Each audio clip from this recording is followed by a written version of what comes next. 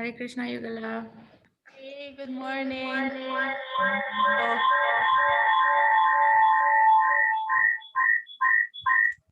Sorry about that.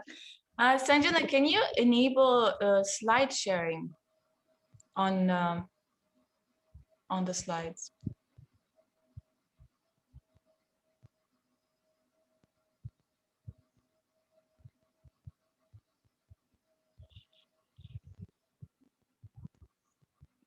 Okay.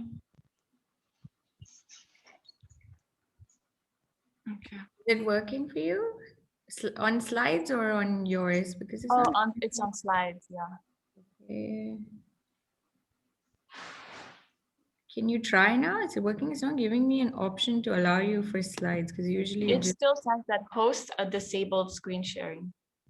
Oh, hold on. Let me check.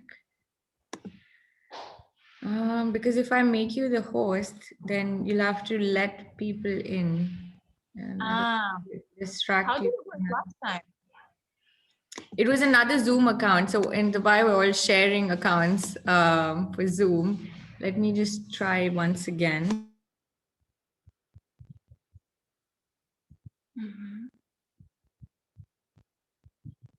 Okay, I think it should work now. Can you try it?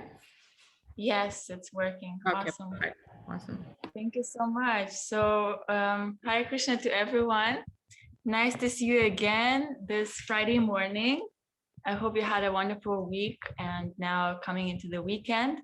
So does anyone want to share what you remember from the last session? Any random point that stood out for you?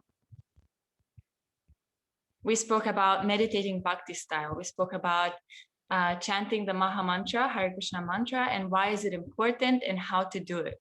So maybe you want to share either from the session last week, or maybe you tried it out, you tried the meditation, and how was the experience for you? You know, something on that note.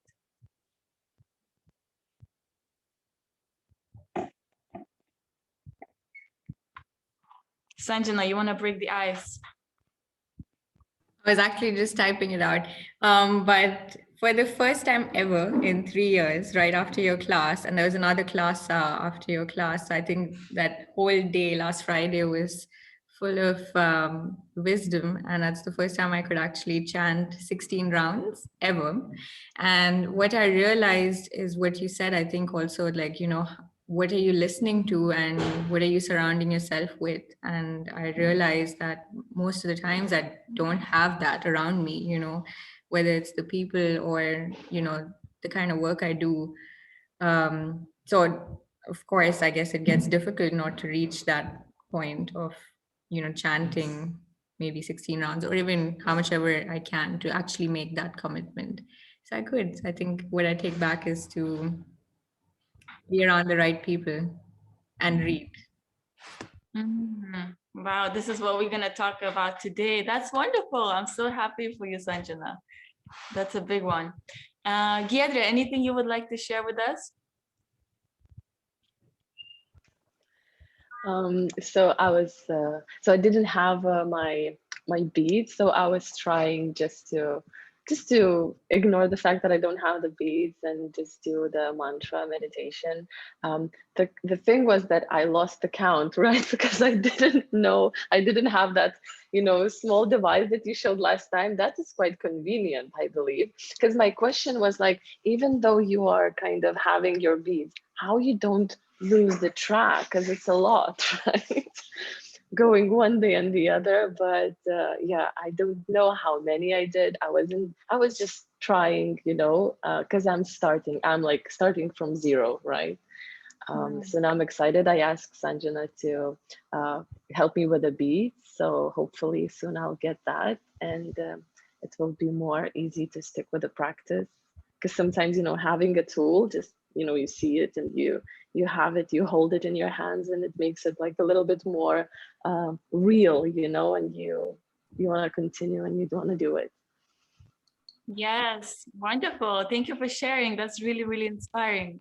And the counting, yeah, it is like, how do you keep the track? I think last time I forgot to mention that we also have the counter beads. So together with the main beads that we keep in the bead bag, we attach like a counter bead, which consists of usually 16 rounds. And every time we chant a round, we pull one bead down. So this way we count how many rounds we chanted. So here's an That example. makes a lot of sense.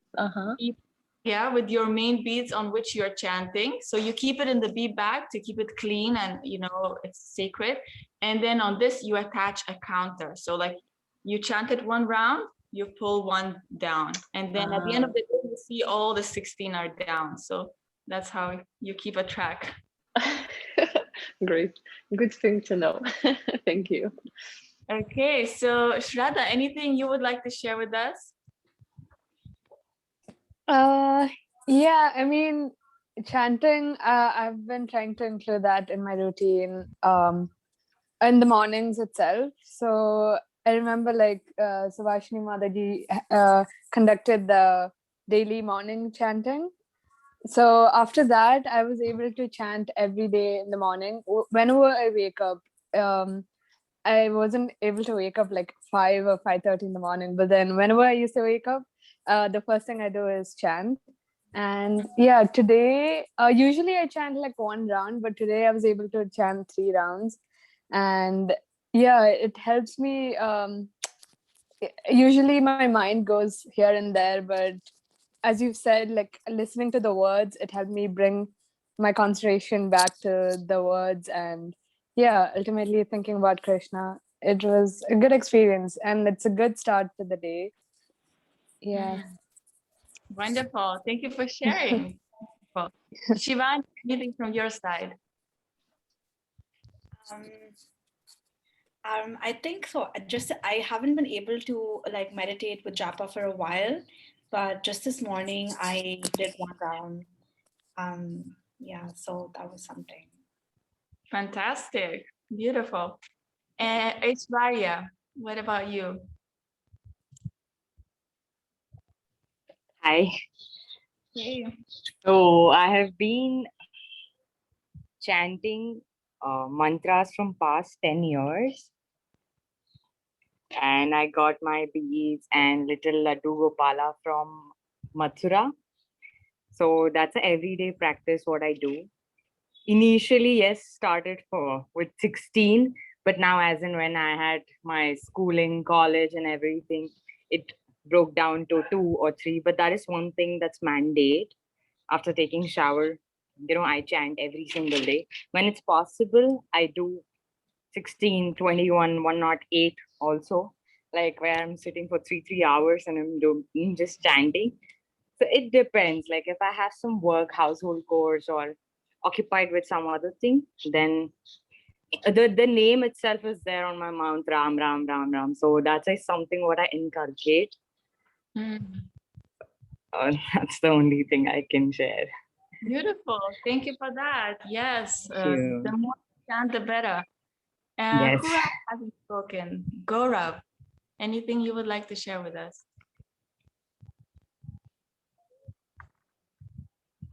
Gaurav and then Payal. Malvika has joined. If you want to say some words on chanting. I'll go. This is Payal. Hare Krishna, everyone.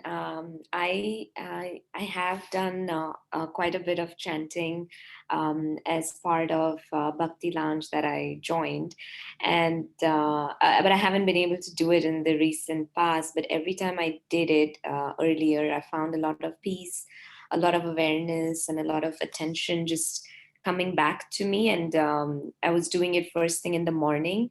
So it was a lovely start to my day as well. So yeah, I really enjoy meditating in the morning, with people like together. So yeah, that's my experience.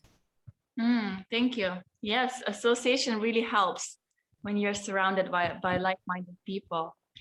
Thank you, Payal. And anyone else? Hare Krishna. Hare It's Krishna, Malvika this is here. Gaurav. Sorry, I was having an unstable connection. Yes, go ahead.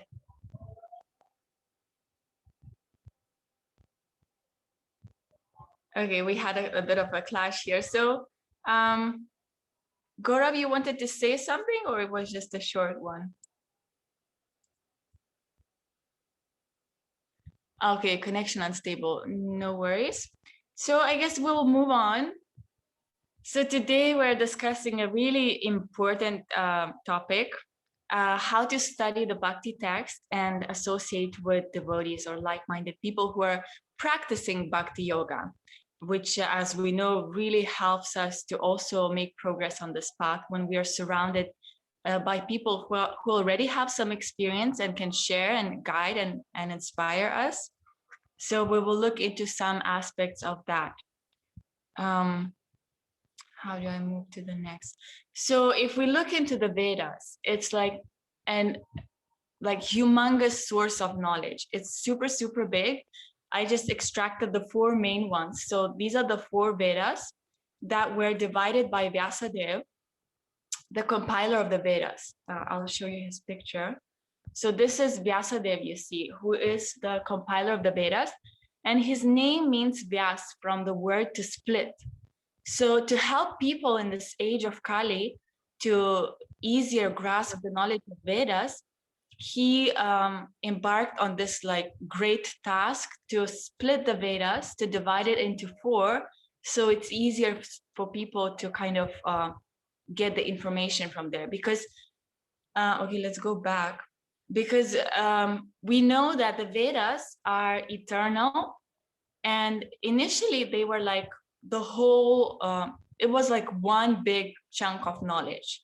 And in the previous ages, it was always like passed through oral reception. So like sages would speak it to somebody, and like this, it would go from disciple to disciple. But then as Vyasadeva, the great sage who could see the future, he could understand that people are going to be really like of different quality in Kali Yuga. They won't be able to grasp that knowledge. So wanting to help them, he divided the four Vedas, the Veda, into four. So here we have Yajurveda, which basically deals a lot with sacrifices, different yagas, and how to perform worship, mantras. Then we have Samaveda, which is also a lot to do with singing, like proper pronunciation of the mantras, the sacred sound vibrations. Atharva is more to do with the material sciences. Like in the Atharva section, we will find the Ayurveda. Like now I'm studying Ayurveda a bit more, and it's like incredible source of knowledge. If you look into Ayurveda, it goes into so much detail, but what I like most about it is that it's not just treating the disease, but it's actually looking into preventing the disease, how to maintain this body. And not only the body aspect, but it also takes into consideration the mind, the emotional body, subtle body, and all these things. So it's a very kind of holistic science, holistic approach compared to like nowadays medicine that we have. So Ayurveda falls in the category of Atharva Veda. And then we have Rig Veda, which is also to do with rituals, with different kinds of worship of demigods, that are in charge of different aspects of running this world. So just a very, very brief kind of introduction into the four Vedas. And we can see that there's a lot of different knowledge covered in the Vedas. So we have Ayurveda, the medical science. We have Dhanurveda, military science, Gandharva Veda, which is to do with music, Arthashastra, politics, Vastu Shastra, architecture. Nowadays, it's becoming very popular, how to arrange your house so that you generate a lot of positive energy. And, you can attract wealth, attract good energy, be happy and fulfilled. So Vastu Shastra gives so much detail into that, where to put the table, how to set up everything. It's just incredible.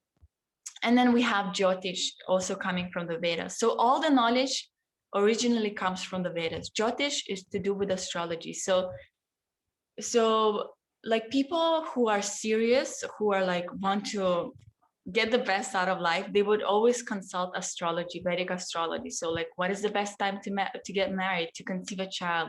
Like me and my husband, we waited for 1 year to get married because the astrology told us that this is the most auspicious time to have the wedding. So anyway, some people may think like it's crazy, just get on with life, but it's actually, it works. The time, the planets, it's all like has energy. So if we learn to live our life according to like auspicious time to start something, to do a particular activity, it can actually reap a lot more benefits. So Vedas give that knowledge as well. So coming back to Vyasadeva, so he was doing this great task of compiling all the Vedas. It took so much time and effort, and still after doing all this thing, he felt kind of unsatisfied in his heart.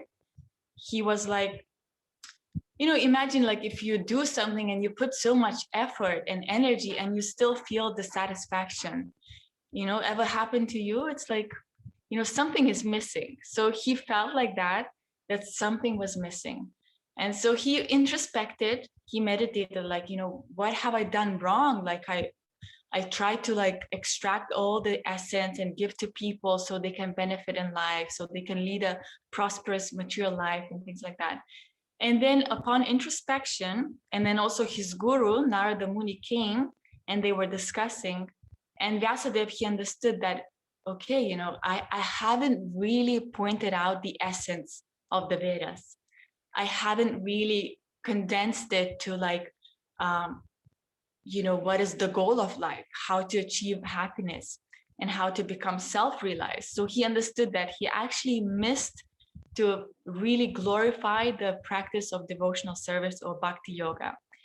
So to kind of correct this, he then went on to produce Bhagavad-Gita and Srimad Bhagavatam, also known as Bhagavad Purana and Gita Upanishad. So he then produced these two transcendental literatures, which are the main sources of knowledge for especially bhakti yogis or practitioners of devotional practice. So if we look into the Bhagavad-Gita, which is like the ABC of spiritual knowledge, of spiritual life, which tells us, we'll look into that, what it tells us. So Bhagavad-Gita, it is actually direct words of Krishna himself. So Krishna, who is the personality of Godhead, the supreme personality of Godhead, spoke the Bhagavad-Gita 5,000 years ago on the battlefield of Kurukshetra. So this was a great dialogue. It took maybe like 45 minutes or so, like the entire conversation between Krishna and Arjuna, Krishna's friend Arjuna. They spoke for about 45 minutes. And so much great wisdom was produced from that conversation that up till this day, people, get great inspiration and knowledge from that conversation. So it is 700 verses. We have 18 chapters in the Bhagavad-Gita. And it's interesting how the chapters are like outlined. So the first 6 chapters of the Bhagavad-Gita talk about karma yoga. What are we are supposed to do, how we are supposed to do the work as a worship to Krishna, so to the Lord. So all about karma yoga. Then in the middle 6 chapters of the Bhagavad-Gita, which is like the, the jewel that is hiding inside the Bhagavad-Gita, those are the chapters on bhakti, on like it's called the rahasyam. It's like the secret of the secret, the essence of the essence, where Krishna just gives straight up, the essence, the bhakti, And then the last 6 chapters of the Bhagavad-Gita focus on jnana. So jnana yoga, knowledge, aspiring for the knowledge of the Supreme. So this is like in a nutshell, the Bhagavad-Gita as it is. And we find the main topics there. So one of the topics is nature of the soul or nature of the self. So who are we as the living entity? And then there's many famous verses that talk that we're not this body. The body is just a machine, yantra rudani. We're like a jivatma that is seated in the machine made of matter, but we are not that matter. So, that kind of theme comes throughout the whole Bhagavad-Gita. You're not the body, you're the spirit soul. Then the next topic is, I just minimize this, nature of the world. So what is the nature of this world? In Sanskrit, it's called Prakriti. So like the entire chapter 14 deals with the three modes of material nature and how it is like all pervading, it is binding us, goodness, passion, and ignorance. So Krishna explains how to overcome these three modes of nature, how to come to transcendence. So these are powerful chapters, and the theme in the Bhagavad-Gita that the nature of this world, Krishna says, Dukhalayam ashashvatam, it is full of misery and it is temporary. Then what else he says? That one who is born in this world is sure to die. And then also he says that from the lowest planet in this material world up to the highest where Brahma lives, all are places of misery wherein repeated birth and death take place. So Krishna really explains that, okay, this is the nature of this world. And you can choose, you can either be like really, sorry about it, sad about it, or just like understand that's how it is. And Krishna says in chapter 2, what's the verse? Just like winter and summer are coming and going, similarly, happiness and distress in this world comes and goes. So it's like it keeps changing. That's the nature of this world. Then the next topic is Ishvara, or the nature of God. So in Bhagavad-Gita, we actually learn quite a lot about the nature of God. Who is Krishna? What is his nature? Then we also hear about how to act in this world, karma yoga, how to act that we are not bound by the results of our action. And finally, we hear also about the power of time, or kala, how time affects everything. And Krishna says, time I am. So he's saying that everything is running in this world based on time. So everything is, it comes into existence and it goes out of existence, and it's all by the force of time. We're getting old by the force of time. We're gonna die again by the force of time. So these are the 5 main topics or themes that we find in the Bhagavad-Gita, which is like an incredible source of knowledge for bhakti yogis. And you will notice that the more you read, the more it comes out with different lights and deeper understanding. So it's not like you read it once and you're like, oh, I read Bhagavad-Gita, I'm done with it. No, like every time you can open a random page. Sometimes what devotees do, like they take the Bhagavad-Gita and they offer a little prayer that Krishna, please speak to me today through the Bhagavad-Gita, because it's Krishna's words. It's like non-different from Krishna. And then they open the book and it's like, wow, this is exactly what I needed to hear today. So it happened many times to devotees. So it's a really transcendental book of knowledge that we can turn to throughout our life at different points in our life, every day. Moving on, then we have the Bhagavatam, Srimad Bhagavatam, which was also, it's an incredible source of knowledge. And whereas Bhagavad-Gita is the words of Krishna, Bhagavatam is the words about Krishna. So in the Bhagavatam, we learn about Krishna's personality, Krishna's form, where does he live. Thank you, Giedra. We'll see you next week, hopefully. We'll see in the Bhagavatam, we also learn about how different devotees develop their relationship with Krishna and how they deal with different challenges in their life. And this is like the great way how we can avoid trouble in our life, or like a lot of karmic reaction. When we learn by reading the Bhagavatam, how different devotees face the different challenges, we can also similarly, adjust in our life to avoid those karmic reactions and stuff. So here you can see in this picture 12 cantos of the Bhagavatam, and each canto deals with different pastimes or stories of the Lord and his different incarnations of his devotees, and different themes throughout the Bhagavatam. So again, this is a great, tremendous source of knowledge, and it is non-different from Krishna himself. Here we can read this prayer by Sanatana Gosvami. Somebody would like to read, please?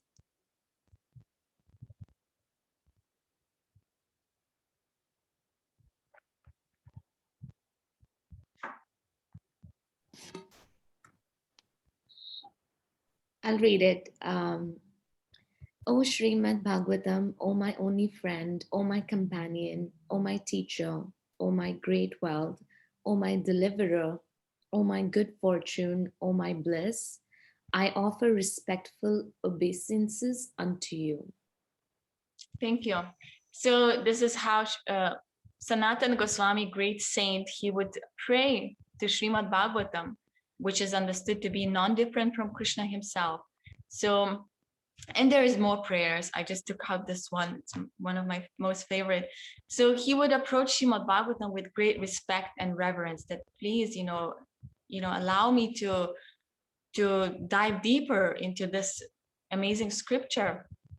And he would imagine having that relationship with the transcendental book, that you would consider that book your only friend, your companion throughout your life, your teacher from where you learn about life and how to become a devotee of Krishna, your great wealth, and your deliverer, good fortune and bliss. So this is like, imagine having that kind of mood. And then Prabhupada writes in the letter to Madhudvesa also how we should read the scriptures very regularly. Somebody could read the quote, please. I'm very much stressing at this point that all my students shall be very much conversant with the philosophy of Krishna consciousness, and that they should read our books very diligently, at least 1 or 2 hours daily, and try to understand the subject matter from varieties of angles. Thank you. Yes, so Prabhupada would very often stress that, I'm writing these books for you to study, not that, you should just sell it and give others to read it. And no, it's primarily for the aspiring devotees that we should really take advantage, because Prabhupada worked tirelessly to produce these books. He really shed his blood, sweat, and tears to give this knowledge to us for our own benefit. So we should at least, spend regularly every day some time with these transcendental literatures. So now if we look on the practical aspect, how do we study the Bhakti texts? So in Bhagavad-Gita, purport to verse 1, chapter 1, Prabhupada gives very clear guidance or guidelines. How do we study? So first point he gives is that we should study the Bhakti text scrutinizingly. So scrutinizingly means with great detail, like point by point, not that we just read in one ear and out the other, but actually spend time and think, reflect, what does it mean? How do I understand it? So that is what scrutinizingly means, with great detail, because every word is potent. Every word has a lot of potency in them. And then the other point, Prabhupada says that we should read with the help of a person who is a devotee, because only then you can understand it. You can probably think of when you first got a Bhagavad-Gita perhaps, or some kind of spiritual book, it's very hard to read it, because everything is new, all the concepts. In the Bhagavad-Gita, you have so many names of different personalities there. You have different concepts of, Jnana Yoga, Karma Yoga, what is it? But if you're reading with somebody who is already understood the science, then you can ask your questions, clarify doubts, and really go deeper. So nowadays we have these study groups where you read with devotees. That can be very, very helpful. Or you just have a friend devotee and you're like, hey, let's meet every Friday and read together for half an hour or an hour, and like this, you inspire each other and you get to clarify your doubts, and it's a lot easier for most of us. And then the final point Prabhupada gives is that we should read without personally motivated interpretations. So that means that we read with an open heart and mind. We really try to understand, what does Krishna mean? What is meant here? And we're not trying to interpret in our own way. So this is the 3 basic points to keep in mind. And the example of this is Arjuna. In the Bhagavad-Gita, he just fully surrendered. He said, Krishna, Shishyasteham sadimam tvam prapannam. Now I'm your disciple, a soul surrendered unto you. Please instruct me. That was how Arjuna approached the whole science that Krishna then elaborated on. So we should be like Arjuna and be like open-minded and allow the transcendental knowledge penetrate into our heart. So some tips to keep in mind: we can set aside a time for reading, at least 20 to 30 minutes every day. That would be really good if we can be regulated, because it's part of our sadhana, it's part of our spiritual practice, along with meditation. It goes hand in hand. You will notice that as you spend time reading, your meditation will become better.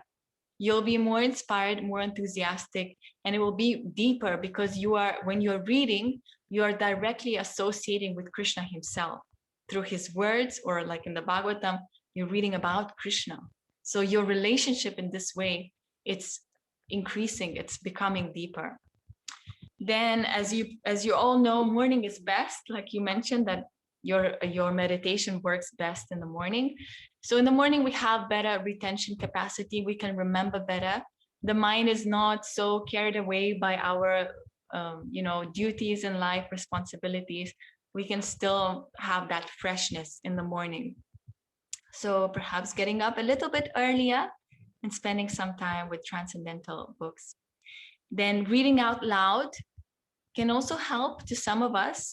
You can try it out. If you read quietly in your mind, you will notice that the mind wanders here and there and everywhere.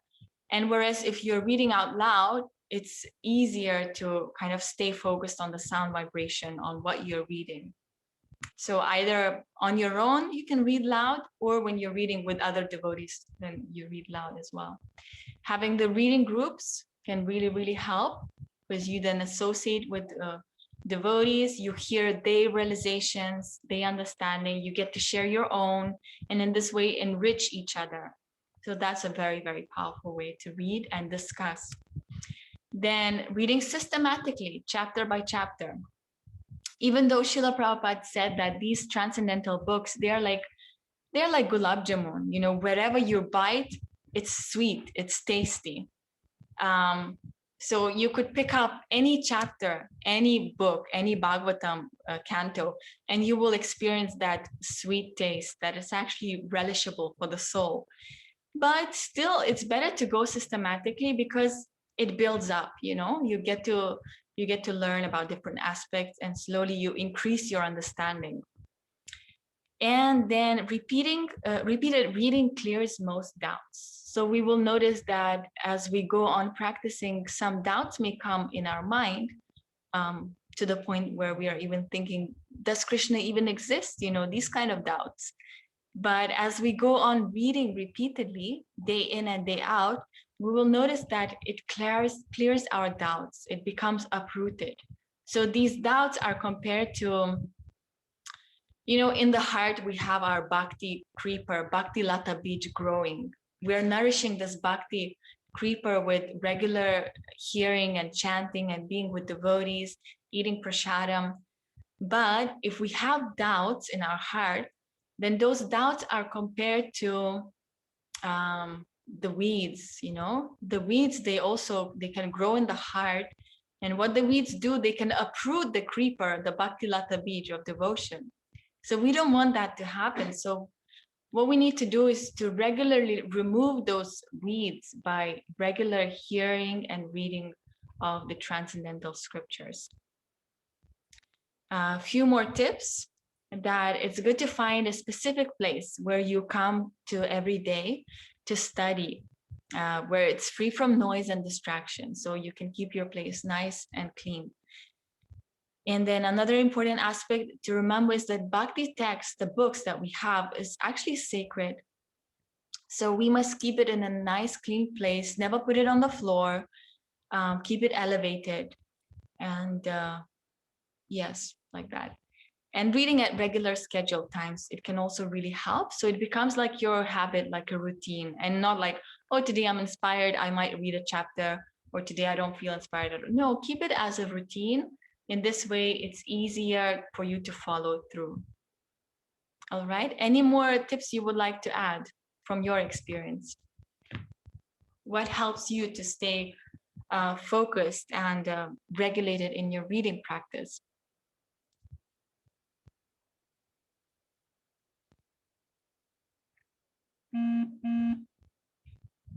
Anyone?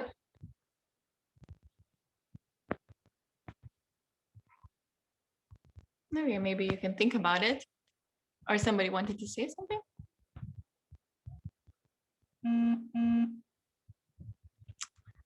If you have any points, you can let us know in the chat box. We will carry on. So here's a challenge for us. Perhaps if you would like to take it on. Reading Bhagavad-Gita, a chapter of the Bhagavad-Gita, we could try reading every day. And you will notice how your life really changes. You don't have to read perhaps all the purports. You can just read through the, the bold text, the words spoken by Krishna. So that many devotees do that, and they find it like it brings tremendous effect. Like you really feel connected to Krishna. So it can take like up to 10 to 20 minutes reading a chapter of the Bhagavad-Gita every day. Depends how long is the chapter. Some are like 20 verses long, some are 60 verses. So depends on that. And another challenge maybe you could take on is reading 2 verses a day. When you read 2 verses of the Bhagavad-Gita every day, in 1 year, you will finish the entire Bhagavad-Gita because it is 700 verses. So that's perhaps manageable for most of us. Just 2 verses every day in the morning as you're doing your morning sadhana.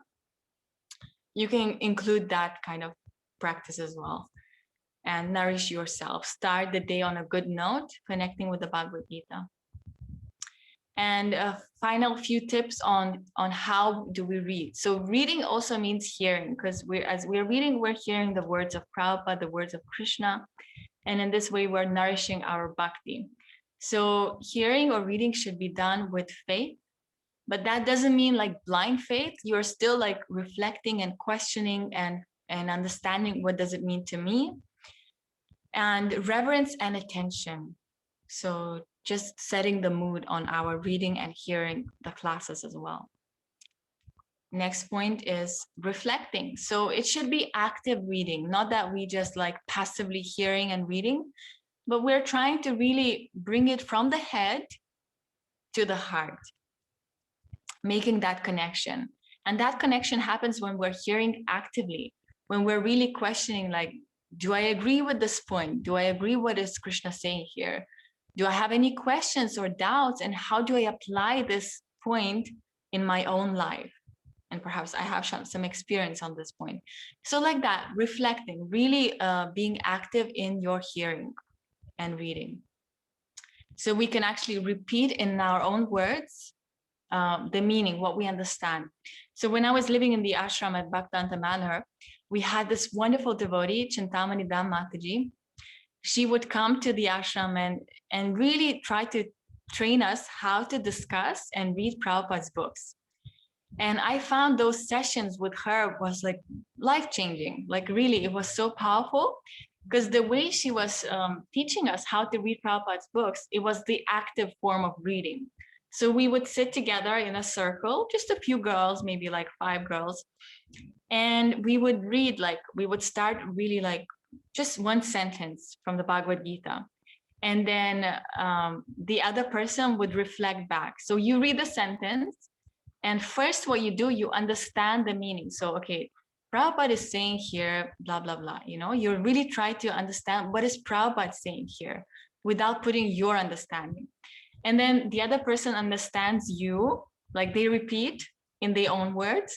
And then again, you add more points, like you're adding maybe your reflections and how do you understand it? So like this, it goes like on and on, where you are really unpacking each and every word. What does Prabhupada say here? Or what does Krishna say here?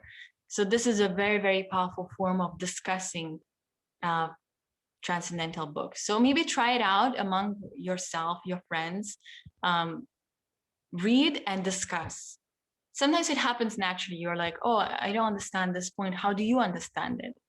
And like this, it becomes like really churning the nectar, you know, it's so wonderful. So if we want to understand something, passive hearing will not help us. We need to hear actively. That is to say, we need to hear, think, and then repeat what we understood in our own words. You will see the more you do that, the more it sinks into the heart. So that's a very good one. And then applying. How can I apply this into my own life? So when we try to apply the philosophy, then it brings realization. Because see, we can go on reading and hearing classes every day, but unless we try to really imbibe the philosophy, unless we really try to live by it, there's not much change that's going to happen. So we can take like small little points and try to apply it in our life. And then you will see that, wow, this is working. It's really changing my character. Like the whole aspect of this is my heart changing? Am I experiencing a shift in my consciousness from being like all about me, mine, and ego, to being a selfless servant, trying to serve and please Krishna and his devotees? So that shift has to happen. So it happens by applying the philosophy, by applying what we read into our own life. And then the final one is praying. So whenever we take a sacred book in our hand, we can pray, really offer a prayer from your heart that Krishna, please reveal to me what I need to learn and understand. Please help me to go deeper. Allow these words to work on me. So just an example, you can pray in your own words, whatever connects you to Krishna. You can recite the prayers of the great Bhakti saints. And in this way, create that connection before you start reading. And you will see that, it really helps to hear Krishna's words more powerfully. So this is one app that could be really helpful. It's called Be a Sage Be a Sage Page by Page by Vaisheshika Prabhu. So in this app, what you can do, you can actually set a goal for yourself. Like maybe in 1 month time, you want to finish reading Bhagavad-Gita. So then the app gives you how many pages you need to read in a day to be able to finish the Bhagavad-Gita in 1 month. And, different functions like that, to help you track your progress, how many pages you're reading, like that. And it has all the different books, Bhagavad-Gita, Nectar of Devotion, Nectar of Instruction. So yeah, check it out if you want to. And now, before we move on to the next topic, maybe anyone has any questions or you want to add something to the reading part. I know we're going really, really fast. It's actually a lot to talk on these ones because it's the core practice. If you want to make progress, this is the best way. Like keep reading. You will understand so much more. And we will talk now about association, that it goes together. Sanjana, you wanted to say something? Yeah, I actually use this app. A friend told me about it, and it's very helpful because I get reminders to read at least 5 pages of the Krishna book. And sometimes I forget, or even if I don't, it just keeps coming again and again. So it has helped me a lot to keep a track also of what I'm reading and how many pages I'm reading every day. Wonderful. Thank you for sharing. Yes, so whatever helps, we gotta keep going and stay focused if we want to make progress.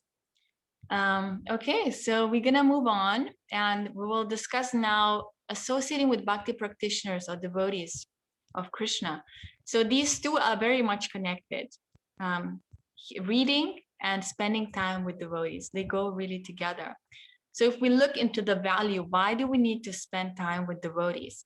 So some of the points is that whatever we want to learn in life, like say you want to learn Ayurveda, you can read the books, but really like the best way to learn is to go to somebody who's already an expert, who's already practicing, and they can really impart this knowledge to you. They can really share their experience.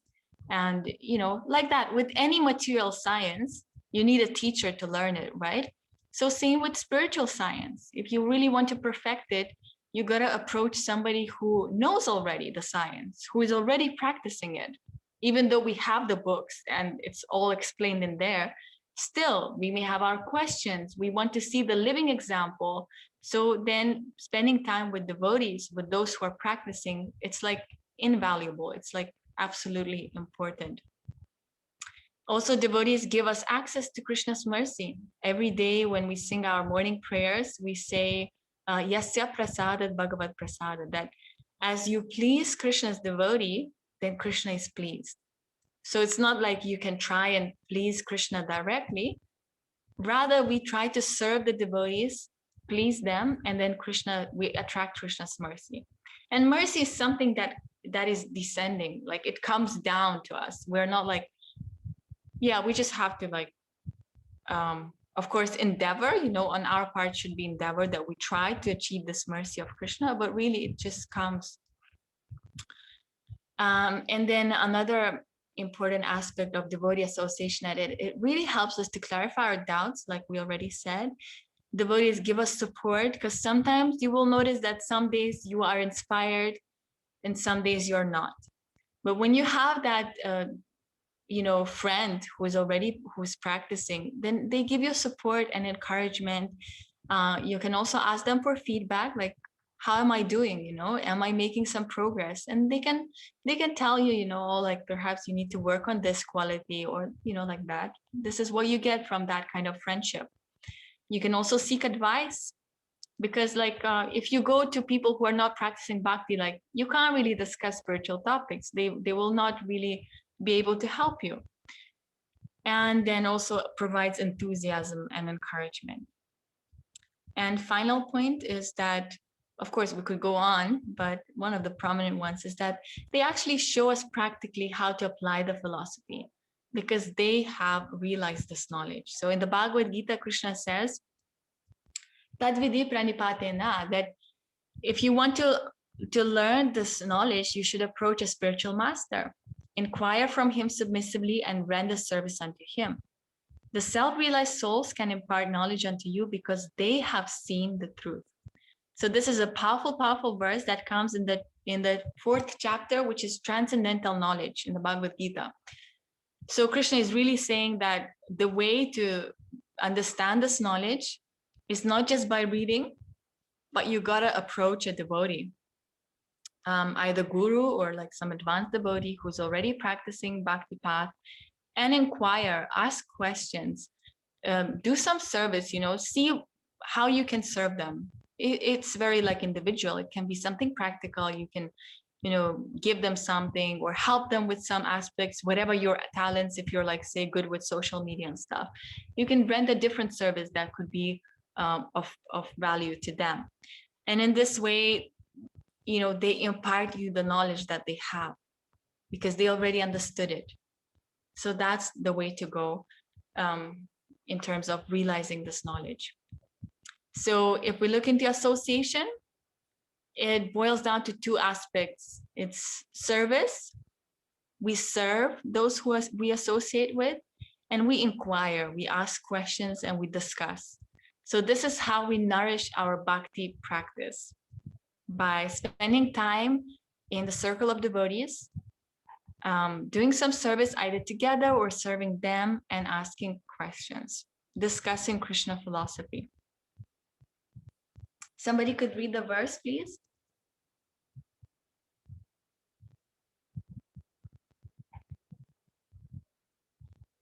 I'll read it. O twice born sages, by serving those devotees who are completely freed from all vice. Sorry, great service is done. Sorry. My such service, one gains affinity for hearing the messages of Vyasadeva. Beautiful, thank you. So this is a section in Bhagavatam that really explains what happens when you read and when you associate with devotees. So we will go through the sections of verses from Srimad Bhagavatam, Canto 1, Chapter 2, from text 16, I think, to text 21. It's like the whole explanation is given like stage by stage, what is going to happen as you engage in this process. So as you're serving the devotees who are like already advanced, you're doing a great service. And by this service, you are actually getting this affinity to hear the message of Vyasadeva. You'll be like able to relish and understand the messages of Krishna. So this is like a prerequisite, you can say, you know, because many people actually outside of bhakti practice, they may try to understand the bhakti scriptures, but they may not be able to unless we do this, unless we associate with devotees and serve them, because that will give us the ability or the affinity to hear and understand the messages of Krishna. So moving on, let's read the next verse.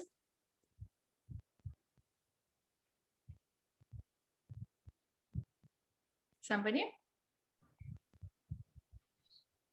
I'll do that.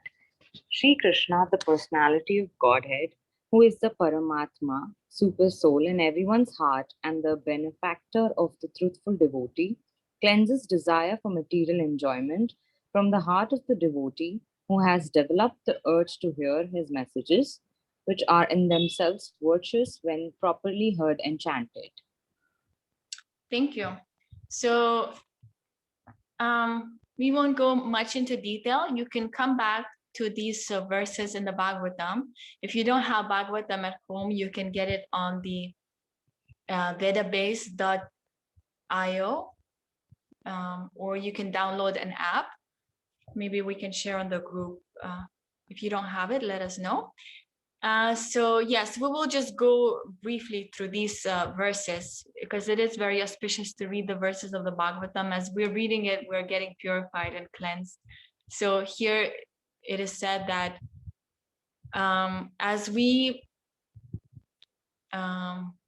so the super soul is residing in the heart. So there's a verse in the Upanishad that says Vasuparna Sayujasakaya. So imagine there's a tree, and on that tree, there on the branch, there's two birds sitting. And one bird is the soul, and the other bird is the super soul. So these two birds are sitting there on the branch, which is the heart. So the super soul, here we hear, is in everyone's heart.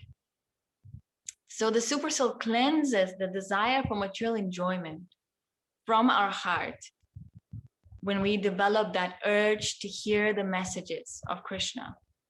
So see how it works? Like Krishna is already is in the heart, so he knows everything what's going on there. So when he sees that we are becoming serious about spiritual life, which you are, then he helps us. He really helps us. He makes us detached from material enjoyment, and he makes us attached to spiritual life.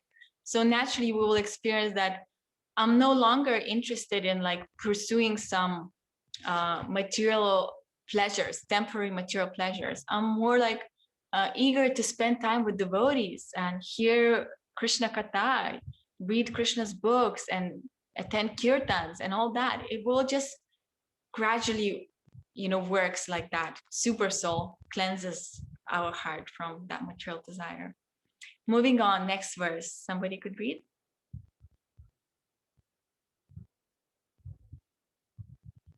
Yeah, I'll go.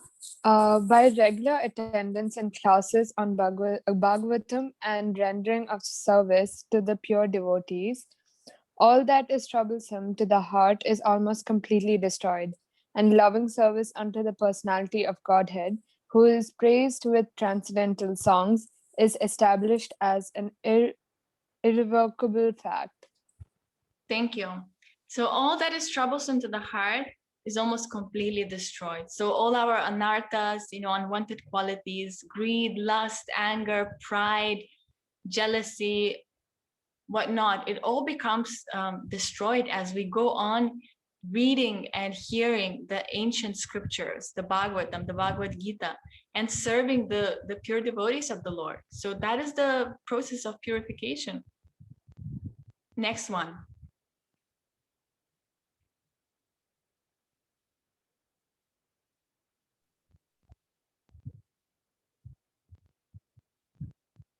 Anyone? I'll go. As soon as irrevocable loving service is established in the heart, the effects of nature's modes of passion and ignorance, such as lust, desire, and hankering, disappear from the heart. Then the devotee is established in goodness and he becomes completely happy. Thank you. So it's very, very powerful that as we go on hearing, we are actually uplifting ourselves from those modes of passion and ignorance to the mode of goodness and then ultimately to transcendence. So that's the way to go forward, how to, because the modes of nature are very strong. They are compared to the ropes that bind us, and what can you do? You just act as the modes tell you to do. But as you uplift your consciousness, as you purify your consciousness and become established in the mode of goodness, and the symptom of goodness is that you feel happy, you feel satisfied in your life. So I don't know how many of us, like we generally feel happy, like it comes and goes. So that means that the modes of nature are working on us. Like we are just like playthings in the modes of nature. And I think the final verse, somebody could read.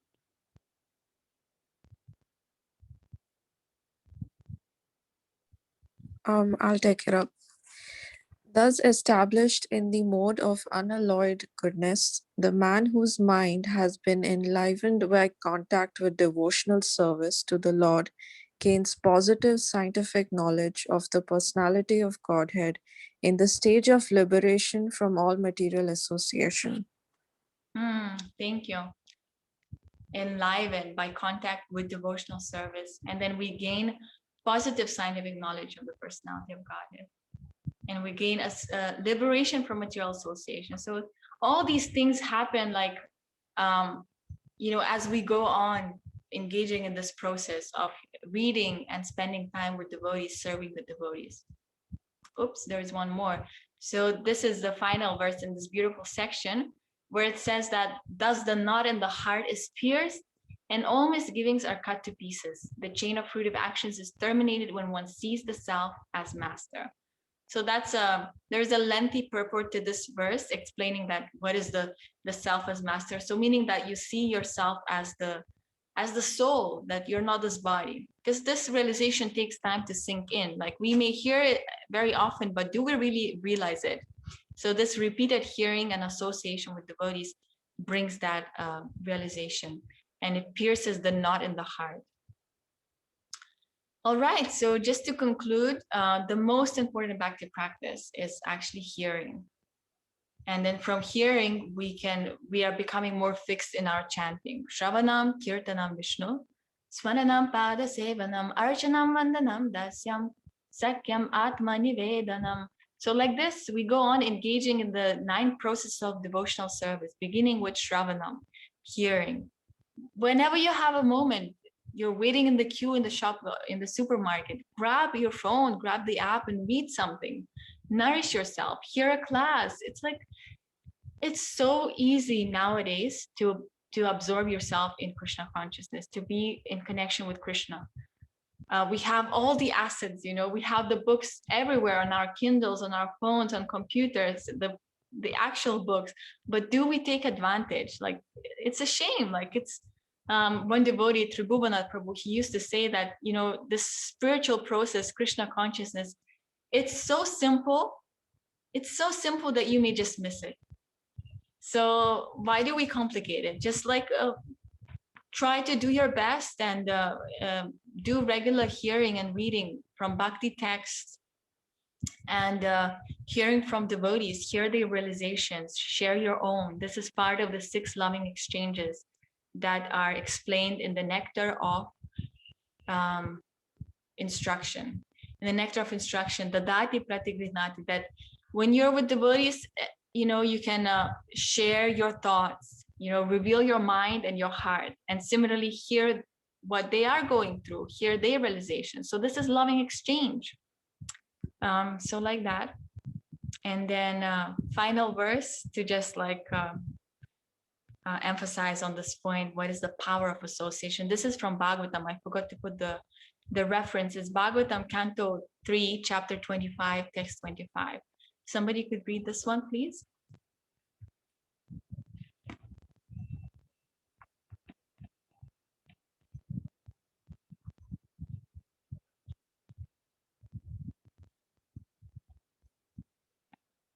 Come on.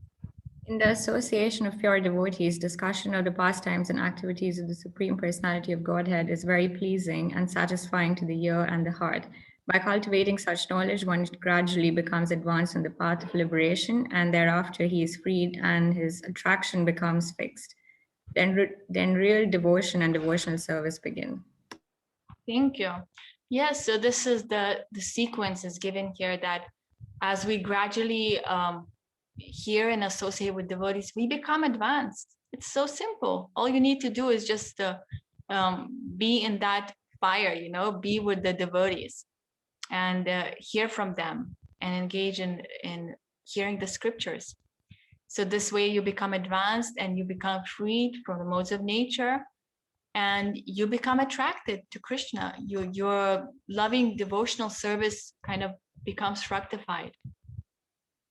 Oh, and this one is from the Bhagavad-Gita, that the thoughts of my pure devotees dwell in me, their lives are surrendered to me, and they derive great satisfaction and bliss, enlightening one another and conversing about me. You will see that it's so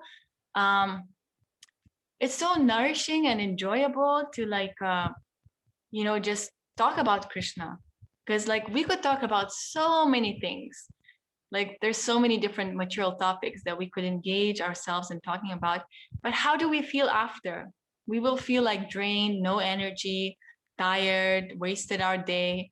But you'll see when you talk about Krishna, see, you can open one book, or you can share hey, how are you today? I read today this about Krishna. Isn't it amazing?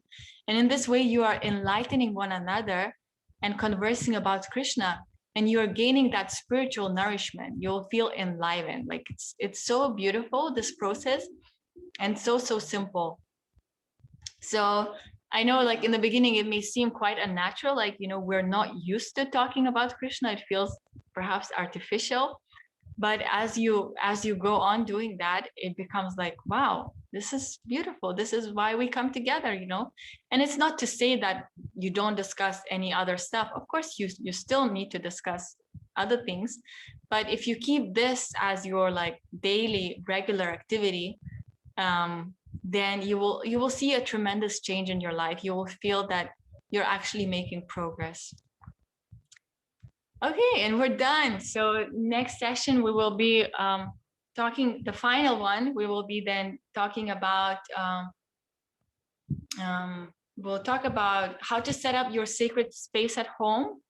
Maybe you already have your altar, but we will just discuss according to Bhakti, tradition, what should be on your altar, which pictures perhaps, and how to set them up, and how to offer food on your altar or to Krishna, so that whatever you eat becomes prasadam, it becomes sanctified, and the power of that. And then we'll also discuss, I forgot, but we can also discuss about Ekadashi, the 2 days in the month that we have that are very auspicious for fasting.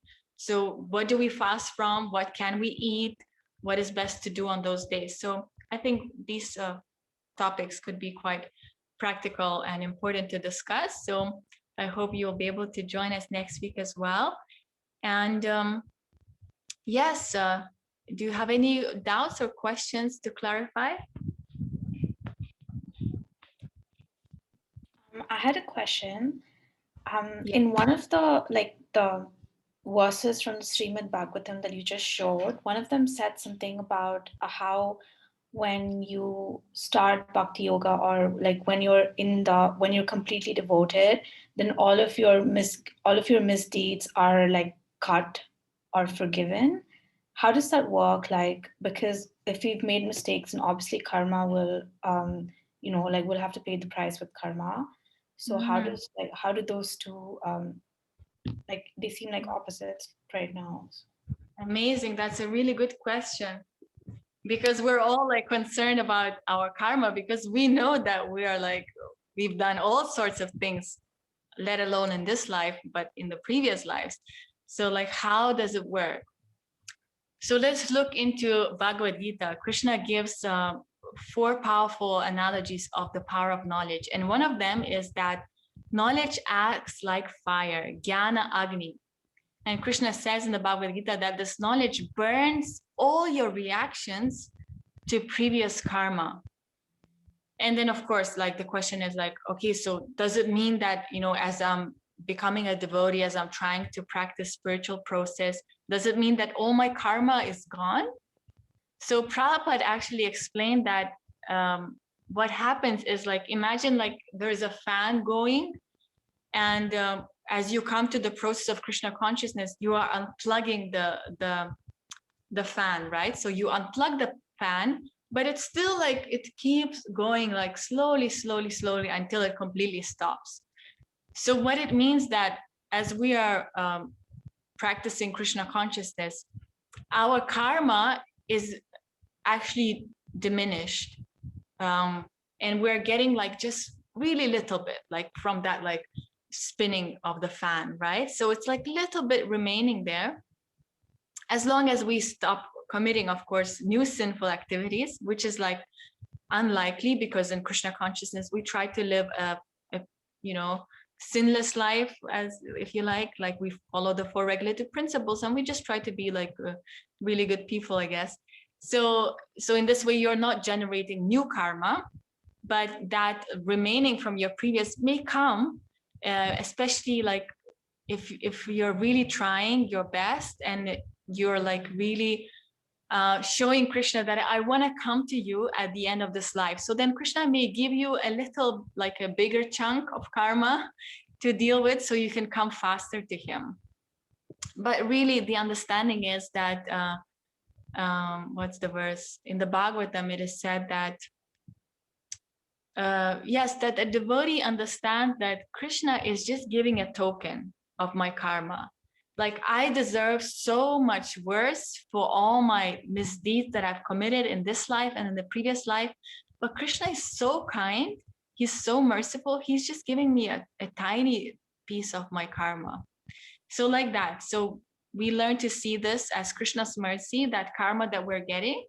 Because it's not to say that devotees are like completely aloof from miseries. No, we still experience some of that, but it's much less, as you know, we're supposed to get. So I think that's how I understand it. Anyone wants to add more points to this question?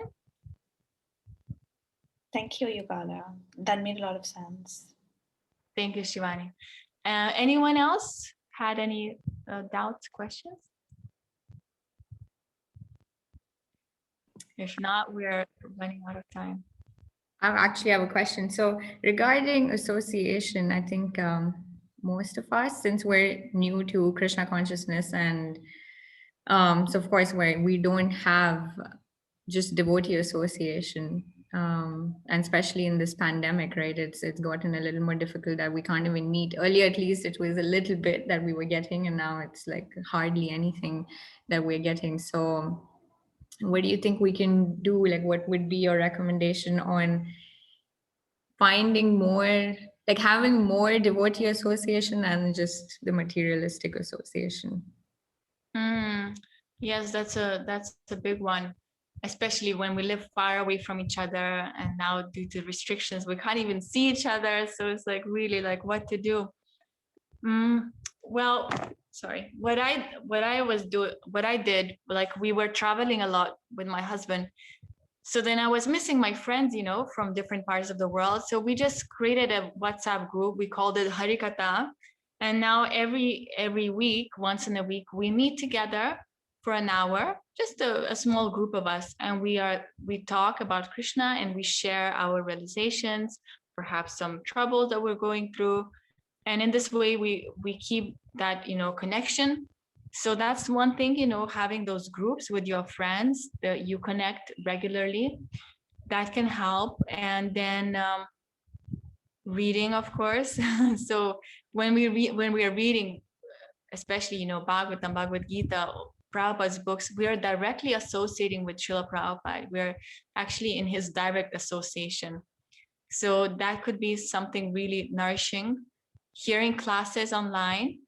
But of course, that's like, as you said, it's not like direct. So we gotta come up with some ways, you know, to stay together, stay connected, because Srila Prabhupada created this movement. So he said like the main reason he created ISKCON is for association, because we don't want to be in that association of outside world with the materialistic people, even though we have to, because we have our jobs and different commitments.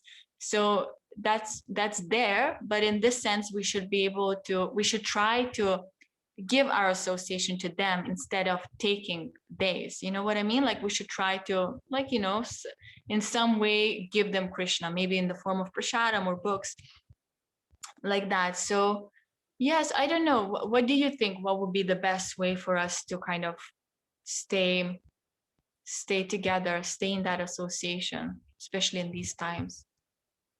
Yeah, I think the group that you said is perfect. We actually, Payal, Shivani, and I think both of them are here. Yes, Payal is here, Shivani is here. We created a group called Practicing Bhakti, and we're all equally new. So we keep sharing whatever we see, whether it's quotes or like videos that we watch or books that we're reading.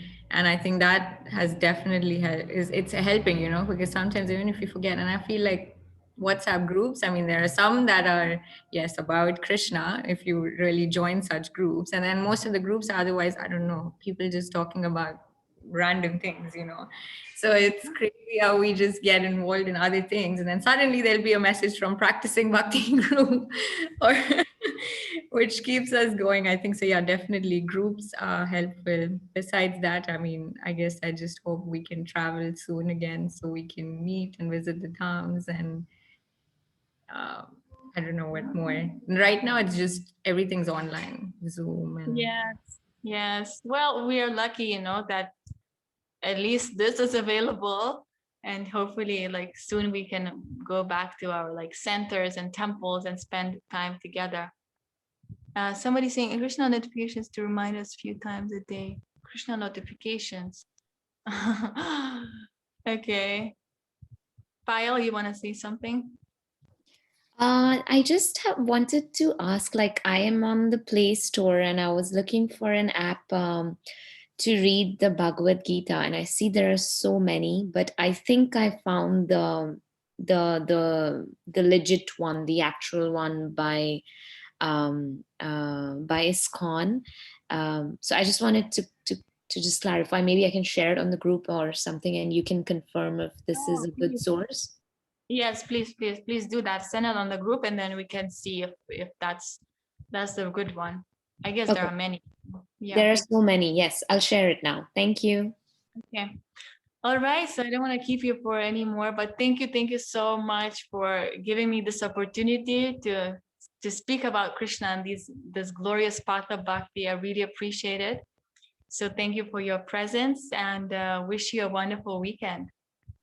Thank you so much, Yugla. Thank you for such an amazing class. Next class will be our last class. So looking forward to that. And actually, just want to say, we always get excited for your class. So 1 or 2 days before your class, we're like, Yugla's class is coming. Shivani said that 2 days ago. She's like, that's all I'm looking forward to now. So thank you so much for everything that you're teaching us over here. Thank you so much. It really means a lot, your encouragement, and just this opportunity is so precious. So let me know in the WhatsApp group if you think of some other aspect of bhakti that you want me to talk about next week. I don't know, could be something else, like apart from Ekadashi, setting up an altar and offering food. If you want to learn something more, please do let us know. We can talk about it as well, since it's our last class next week. So thank you all so much. Hare Krishna. Thank you everyone for joining. Thank you. Thank you. Thank you.